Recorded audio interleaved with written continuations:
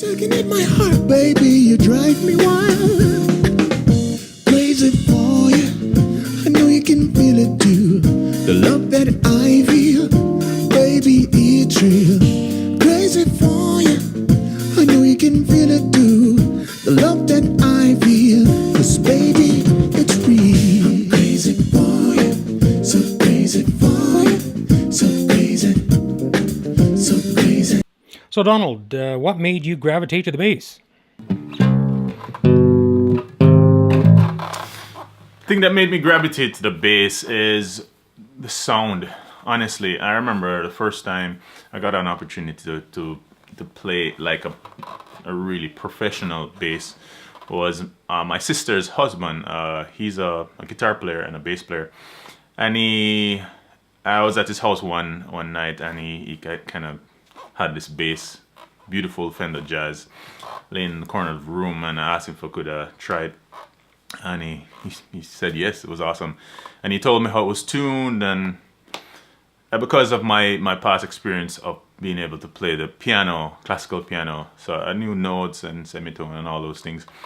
So he just, told me it was tuned E, A, D, G, and the frets were semitone, and then I could pick out the notes after that. He went to bed, and I stayed up just trying to find, learn songs, and it was just hearing the sound.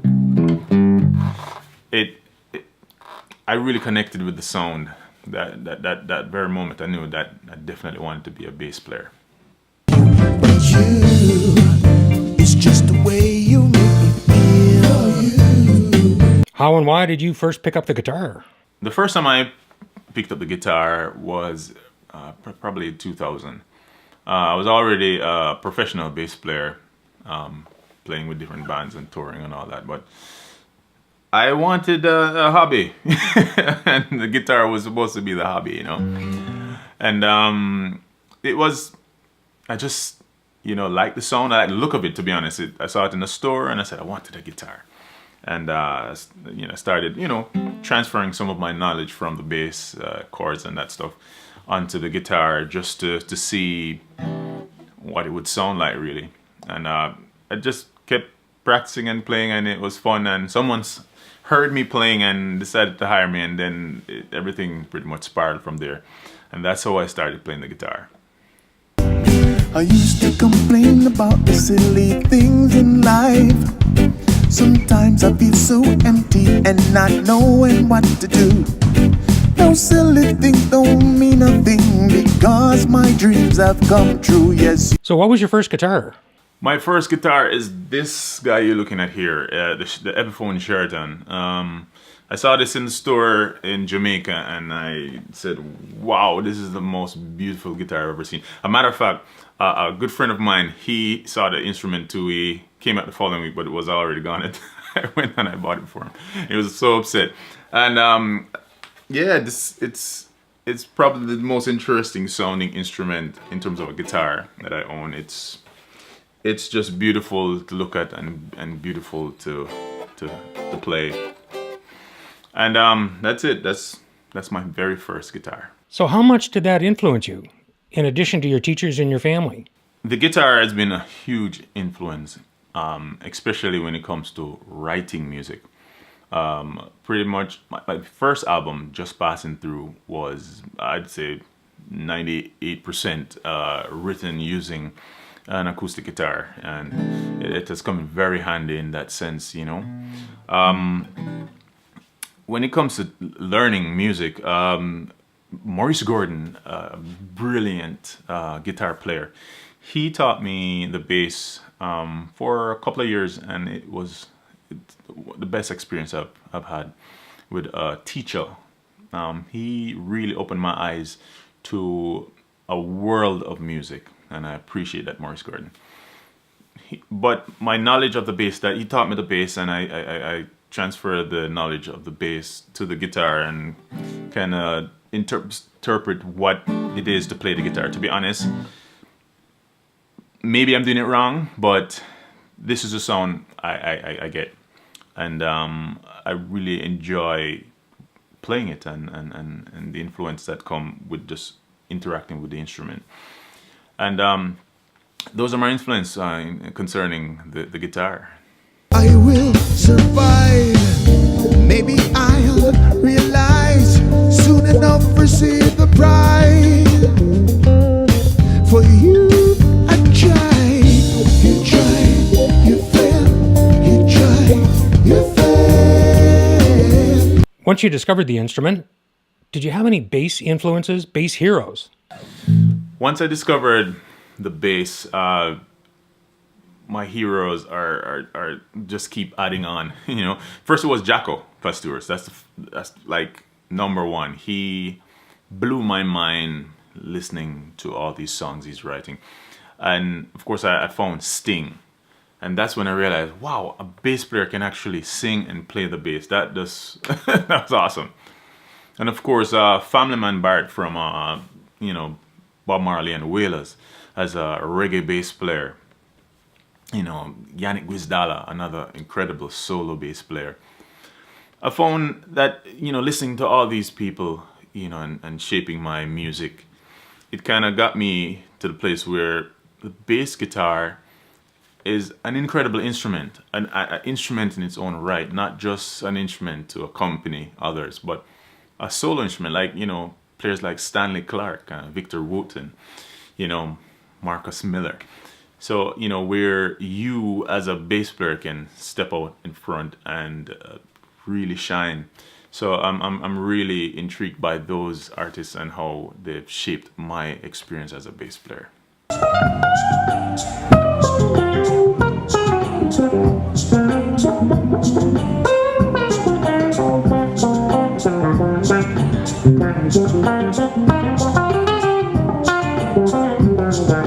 So how do you feel when you perform?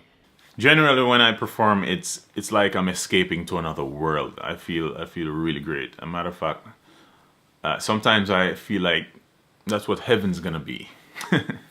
So that's my experience. It's been awesome every time I perform. What is your favorite part about it? My favorite part about performing is just seeing people's reaction to the music. That to me is just mind-blowing. You know, I'm singing a song and somehow relating to them. I remember singing the song "Try" from the second album, and seeing a guy in the back start to cry. You know, and he came up to me and he said, you know, this song really moved me, and some things he's been going through, and it's encouraging him to just keep going, keep moving forward. So that's the people. Is what, you know, I like to just touch them, and that's the best part to me of performance. So Donald, tell us about your equipment. My equipment have evolved over the years, you know, acquiring different things to get different sounds. So far, the instruments I'm using are first the Cunningham RLJ S7 Signature, the bass mods NT7. I've currently started using the NS Design Omni Bass, which is quite incredible, fretless instrument, upright bass, great sound.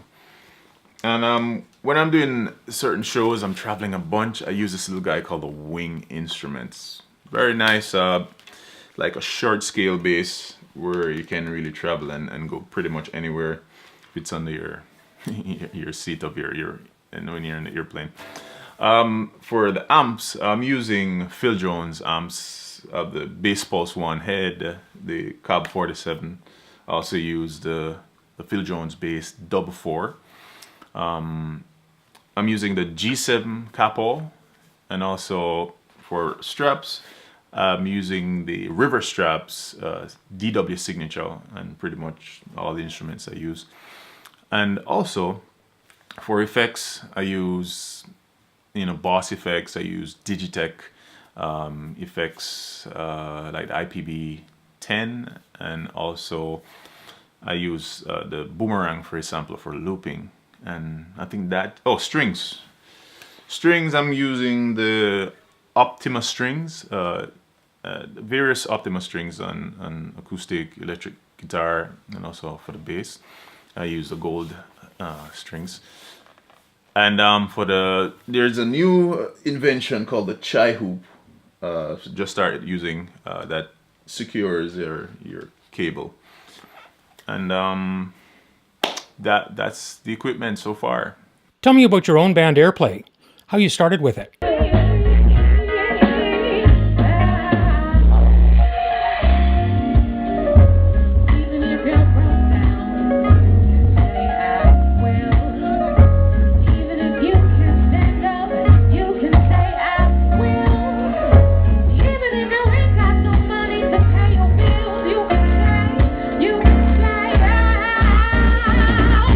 My band Airplay started 2004. 5 guys came together to, start something unique, something interesting. All from Jamaica. It was quite an experience. We did that for 4 years. We played the Jazz and Blues Festival 4 years in a row, and we pretty much toured all over Jamaica at the time, and it was quite interesting and fun. And we did an album called Freedom to Choose, and we released that one back in 2005, I think. But it was quite a rush, just doing this music. We introduced a female vocalist. Her name is DMR at the time, and it was really, really awesome. But we unfortunately broke up after 4.5 years. And I kept going with Airplay Productions and recorded singles and albums for various artists around the world, from New York to Trinidad to the UK. And that was quite an interesting time, experiencing different cultures in the studio. Very recently, I've started a duo with a young lady called Monica, and right now it's the Airplay Band again. We've started but 2, and of course I'm gonna add on more as time progresses. But I'm starting it small again, and we're gonna push forward, and we're gonna do a couple tours this year, and a winter tour, and get that going again, put out another album. But Airplay has been quite an interesting and a special band that I've been growing over time, and it has a special place here in my heart,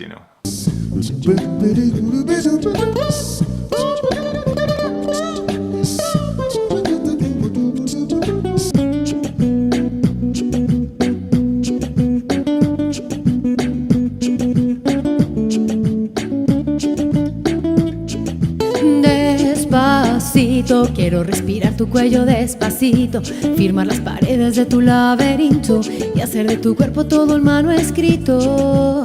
Despacito. So you are owner and founder of Airplay Productions. Tell us more about that. Airplay Production is a studio and a production studio that I founded back in 2006, right after Airplay Band. And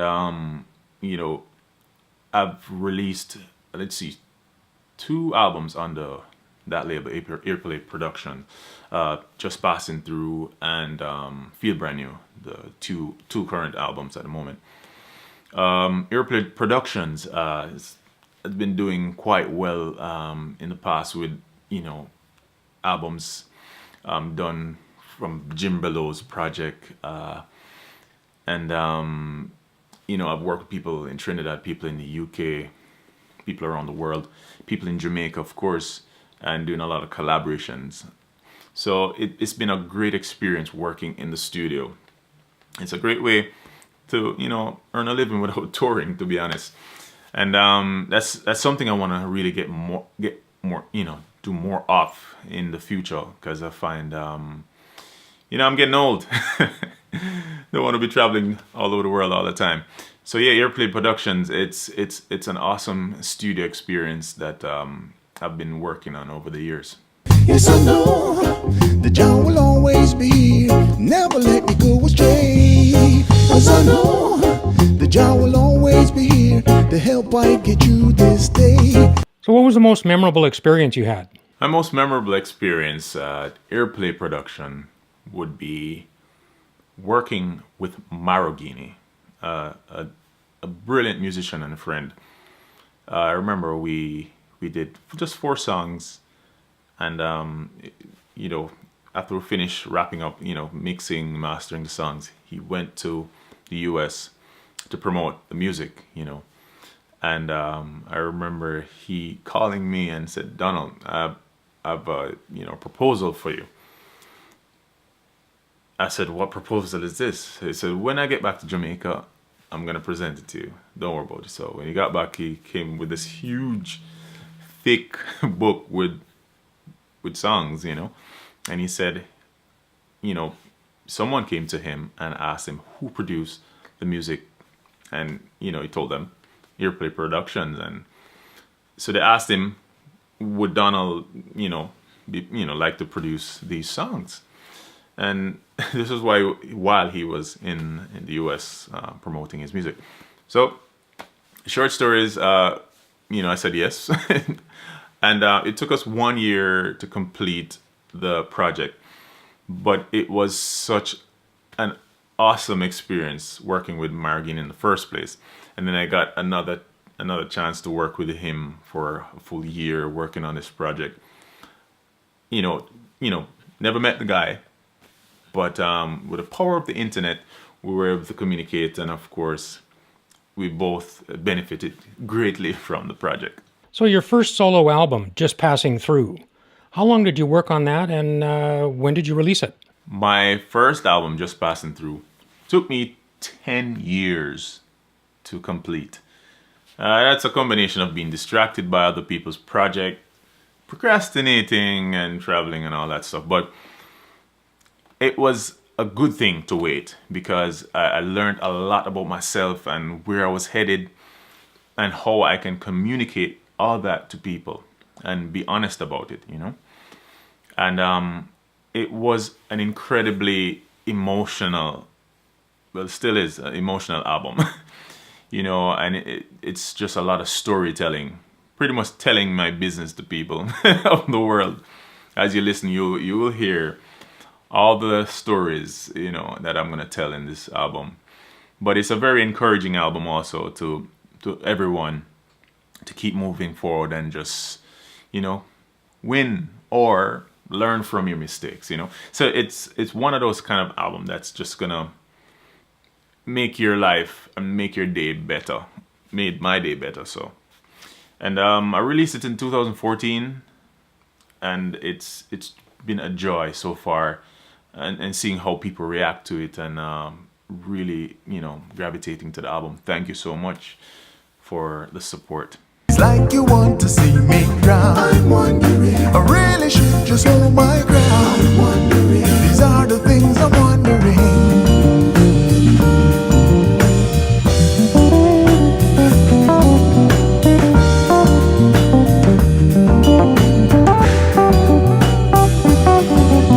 Where do you find your inspiration for song ideas? I find inspiration for song ideas from pretty much everything and anything. Just touching this instrument right now, I'm being inspired to write a song. But I find my greatest inspiration for song ideas are people around me, my family, you know, my friends, you know, people I love, you know, places that I've seen. I'm like a sponge, so I absorb everything around me and it inspires me. And pretty much that's it, you know. I'm inspired by everything. Dance, so amazing, you're amazing, so amazingly dance.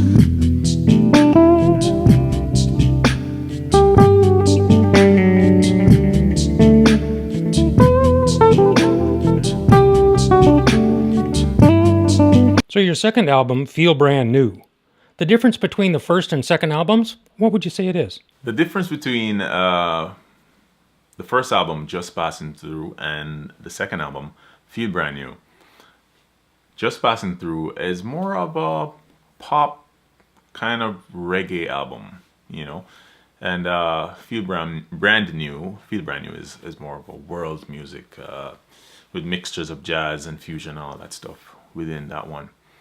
The first one was mainly written using an acoustic guitar, getting the songs out. The second album, Feel Brand New, was generally written with a bass guitar. I wanted to see what the experience of writing music with bass only would bring. Of course, in Feel Brand New, there are other instruments being played, but the very initial, writing, it was with my 7-string bass. Remember from the start, we had to be apart. Some people thought we're nuts and said that we weren't smart. Twice as long I'll wait for you. You are the beating of my heart. Oh, baby. What would you be if you were not a bass player, do you think? If I wasn't a bass player, I would probably be an artist, drawing, sculpting, creating works of art. Honestly, I'm an artist through and through, so whatever means I can express myself is going to be in some kind of art form. So that's just me. What do you think is the key to success? My opinion on what's the key to success would definitely be consistency. Being consistent and completing tasks, to me, is the key to success. Just completing one task after the next and being consistent, and you'll get there.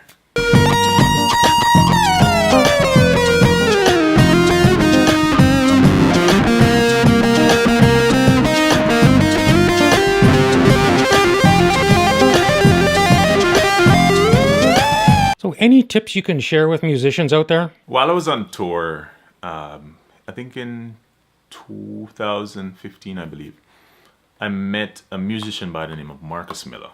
As a matter of fact, I got a chance to perform for his award ceremony for Sirius Radio. And I remember him coming over to me and said, "Keep your eye on the prize." And that meant a lot to me because that's really, as a musician, sometimes we get kind of disheartened and discouraged because of what we're seeing on our exterior.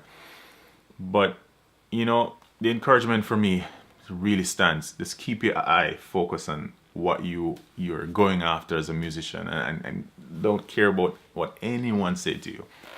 Just keep going after that and block out the negative energy, So keep your eye on the prize. What lies ahead for you? What else would you like to do that you haven't already accomplished? I've only just started this journey, and some people might say I've achieved certain things so far, but honestly, I've only just scratched the surface. I've only been playing 20 years professionally, and I think I have a few more decades to really go and push forward and develop more on the instrument and grow as a person.